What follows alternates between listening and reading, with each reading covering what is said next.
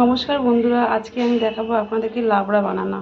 তো এখানে আছে মূলো, কুমড়ো, মোচা, থোড়, তারপরে আছে কাঁচকলা, পেঁপে, আর আছে এখানটায় বেগুন আর কাঁকরোল। অনেক রকম সবজি আছে, ছোটো ছোটো করে কেটে নেওয়া হয়েছে আর কেটে ভালো করে আমি ধুয়ে নিয়েছি।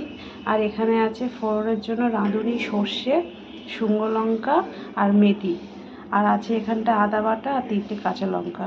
তো আমি এখানটায় তেল দিয়েছি কড়ার মধ্যে, সর্ষের তেল গরম হয়ে গেছে। এবার আমি দিয়ে দেবো ফোড়নগুলোকে। ফোড়নগুলো খুব ভালো করে ভাজা হলে তারপরে আমি এর মধ্যে আনাজগুলোকে দিয়ে দেবো। এখানে ফোড়নটা খুব ভালো করে ভাজা হয়ে গেছে। এবার দিয়ে দিচ্ছি এর মধ্যে 3টে কাঁচা লঙ্কা আর এই আনাজগুলো। এই সব কিছু দিয়ে আমি খুব ভালো করে নাড়াচাড়া করবো আর দিয়ে দেবো এর মধ্যে 1 চামচ নুন।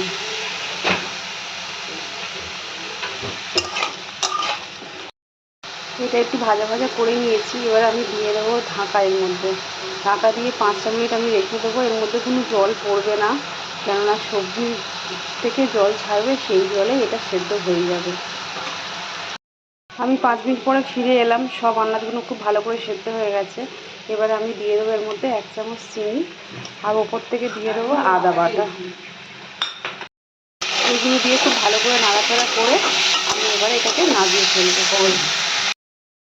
লাবড়াটা খুব ভালো করে হয়ে গেছে, এবার আমি নামিয়ে ফেলবো। তার আগে আমি দিয়ে দেবো 1/2 চামচ মতন ঘি। ব্যাস, এই সব কিছু নেড়ে ছেড়ে আমি এটাকে নামিয়ে দেবো।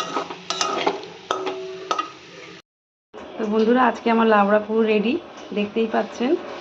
আজকে আমি এখানেই শেষ করছি। ধন্যবাদ।